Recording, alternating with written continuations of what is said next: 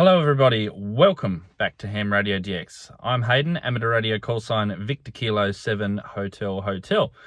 And today we're talking about mobile installs. So I thought I'd bring you through my vehicle. I've got a 2007 Subaru Forester station wagon. And I just thought I'd show you my mobile install and hopefully give you a couple of ideas of how simple it can be sometimes, maybe a couple of ideas on how to mount the radios and some other tips as well. So we'll go through that. Stick around.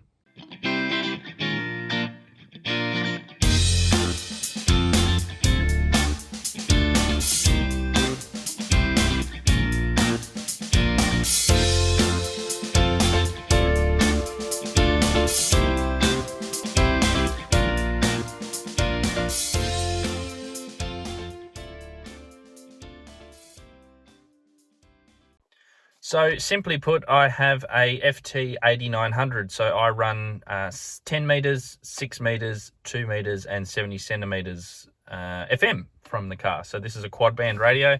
It's a remote head. So the base of the radio is underneath the seat. So we'll have a look at that shortly.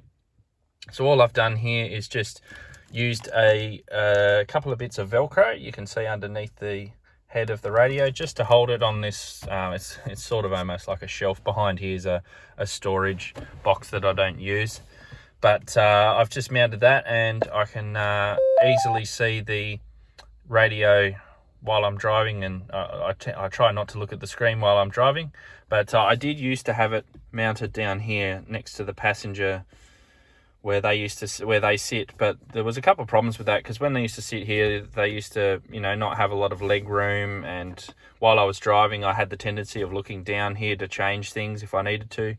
So that way, having it up here on the dash is a whole lot easier.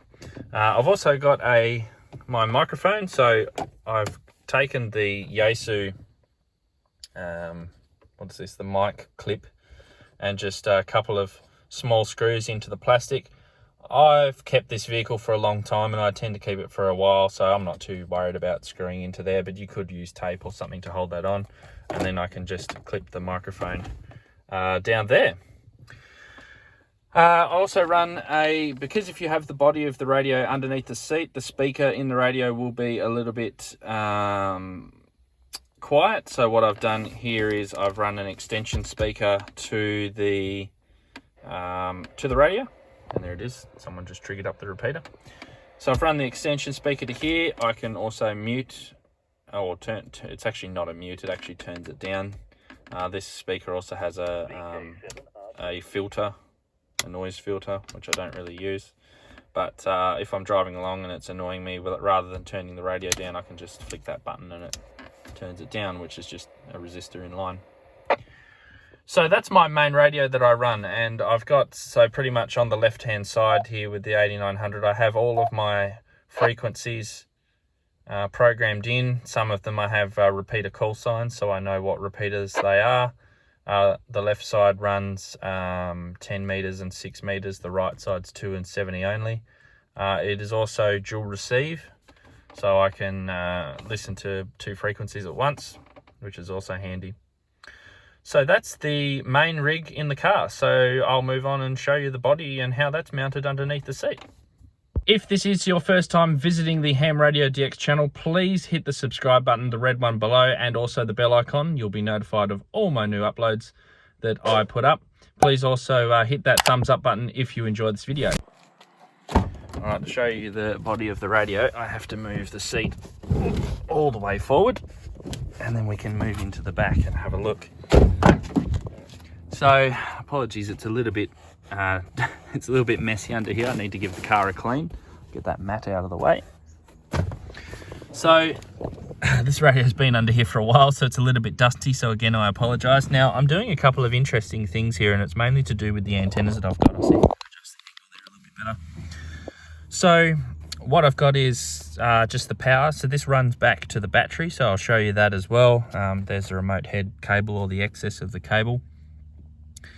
The radio sits, or it's mounted to the mounting bracket, and then what I've got here is just a bit of timber or a bit of MDF, and underneath this is again more Velcro, and the Velcro then adheres to the floor, so that way the radio doesn't slide about and can be removable fairly easily.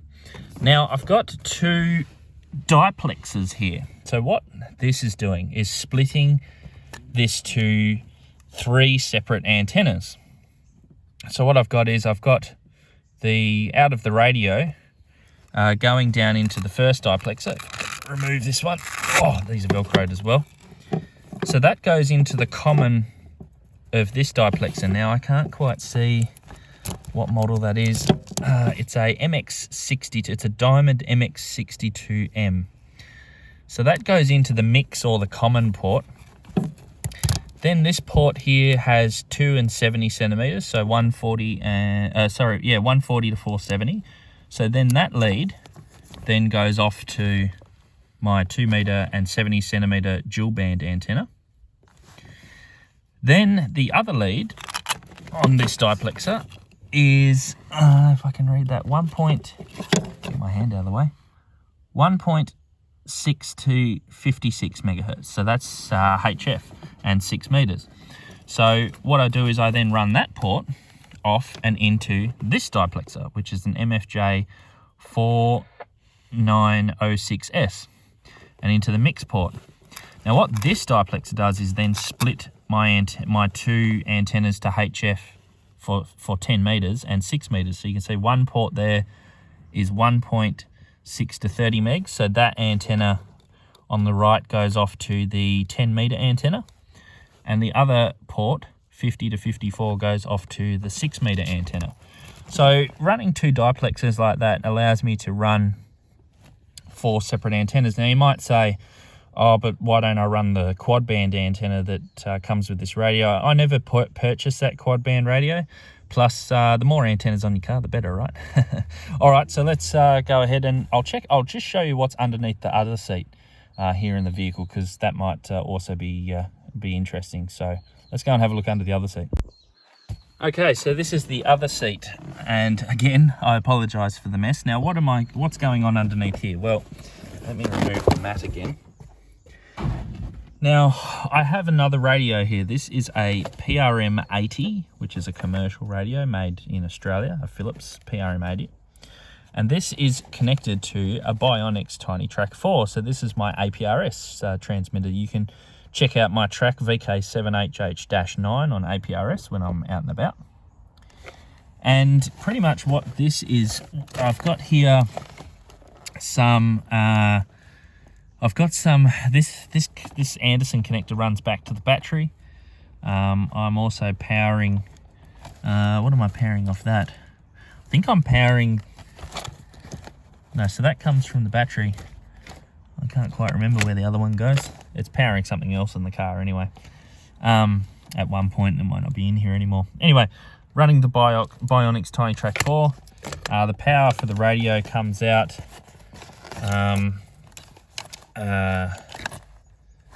and goes via this load battery APO3, which is an automatic power off. And what this does is stop this radio and all of this equipment from running when the battery reaches a certain voltage. So unlike the FT-8900, which is up on the dash, I can tell when it's on and I turn it off when I get out of the car. Rather than having to unplug this underneath here all the time, this automatically turns this transmitter or this radio and all this system off when it gets to, I think it's about 12.5 volts or something like that, so it's always running. So I've also got a cigarette lighter socket here, which I don't really like. I bet I should swap it out, and that's just for powering USB and for charging phones and stuff like that. So the Byonics TinyTrak is wired into the radio, and then I've also got some cables which run up and underneath here. Can't believe how messy this car is. And at the back here, I've got the GPS, the Argent Data Systems ADS GM1. So that goes back down. And I always like to keep my cables hidden. So if you have a look, you can't really tell that there's any cables running until they come out here.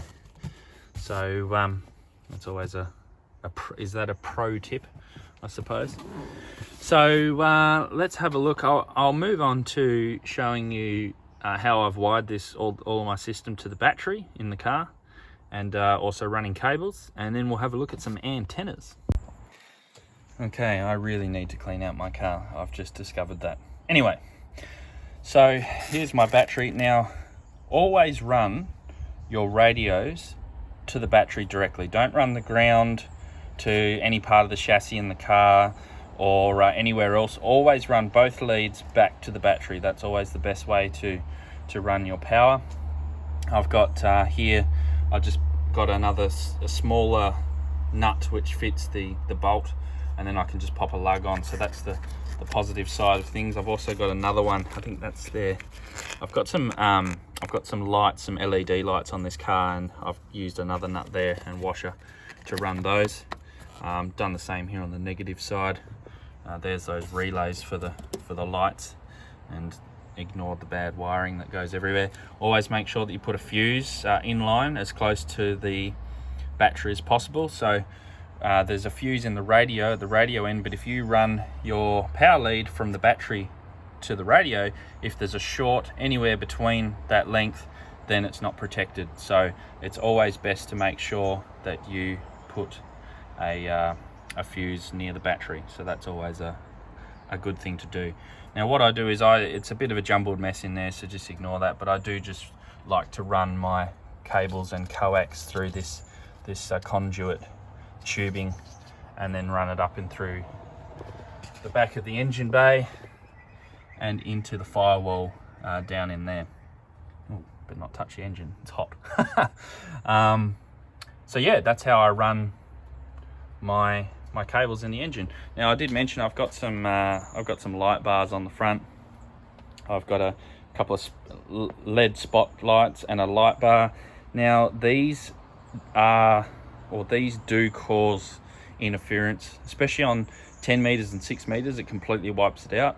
On 2 meters it's also very noisy. 70 centimeters not so much, but if you're running HF, you're probably going to have to notch these out and use some sort of toroids or some sort of ferrite or something to try and clamp down on the noise. I'm not even sure if you'd be able to over the short distance, but they are very, very noisy. So what antennas do I run? So antenna number one is a super gainer. I've had this antenna for ages. Super gainer SG-7500, which has 145 and 435 megahertz. I'm not sure exactly what the gain is. You could look this up. This is actually a copy of the diamond antenna. So this is from a supplier in Australia that I got years ago, and it's worked quite well. And the base of the antenna is actually a SO239 base and a PL259 on the antenna. So I do have a plug or a cap which goes on there to, if I ever have to take the antenna off, I put the cap on, which then stops the water from getting in. So I just run the coax through. This is a little homemade aluminium Z bracket, which then mounts into the side of the car there, just with a couple of self tappers. And then also, yeah, the coax runs in there. This also does fold down, so I can fold it down, but I don't generally have too many issues with this antenna driving in like underground car parks or anything like that. It's mainly this antenna that I have problems with. This is my 6 meter quarter wave whip. Now these are both mounted on the front guard of the car, and as you can see, there's quite a bit of spring in that, so even if you do knock it into something, it's not too bad. It will bend quite a bit. This is running a 5/16 inch base, which is a old standard here, and there's the base, so I just screw it and unscrew it as I need to as well. This is the one that gets caught on the underground car parks quite a lot, so rather than every light that I pass it going ding ding hitting the roof, I just unscrew that. So that's just a quarter wave on 6 meters. Always good to make sure when you're tuning up your antennas, such as this one on your car, have the SWR meter handy and just make very small snips. Don't, or in this case I had to use a Dremel drill to cut this, but don't cut off too much is always a good thing. Now the next antenna, so this was a bit of a failed experiment. This is another 5/16 inch base in the center of the roof. This one here is supposed to be a 2 70 centimeter whip. It's supposed to be I think it's loaded on 70 centimeters with that coil. It's supposed to be, I think, a 2 meter quarter wave with a loading coil for 70 in the middle. But it doesn't work too well in the center of my roof with that base. The SWR is fairly high. If I put it on a mag base in the center of the roof, it works really well.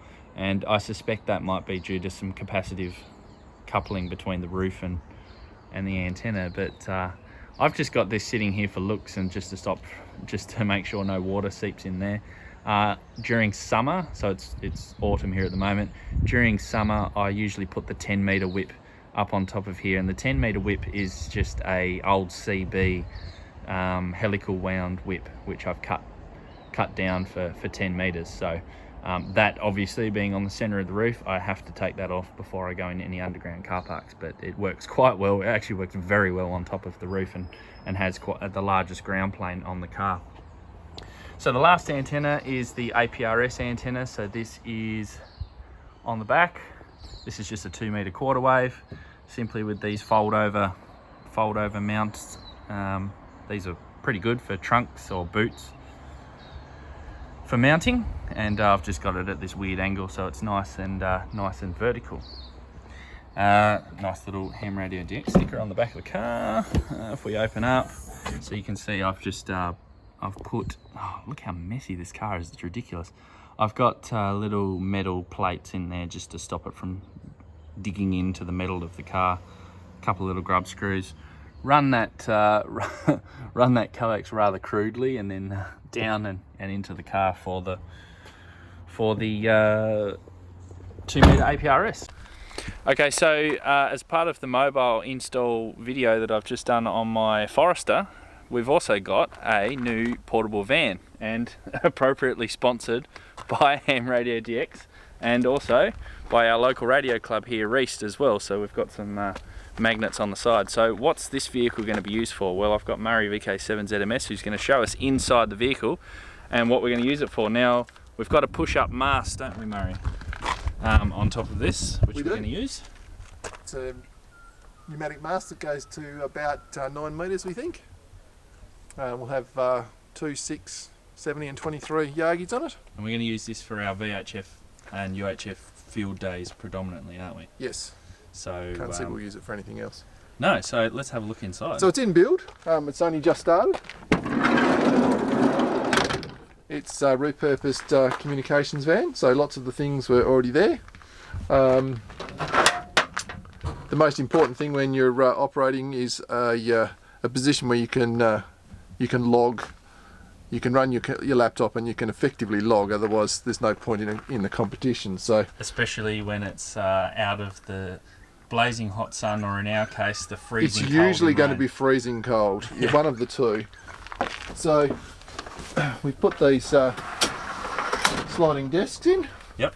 That come back. That'll give us enough leg room under there to stretch out a bit and sustain the distance. And there we are. We've got our logging position.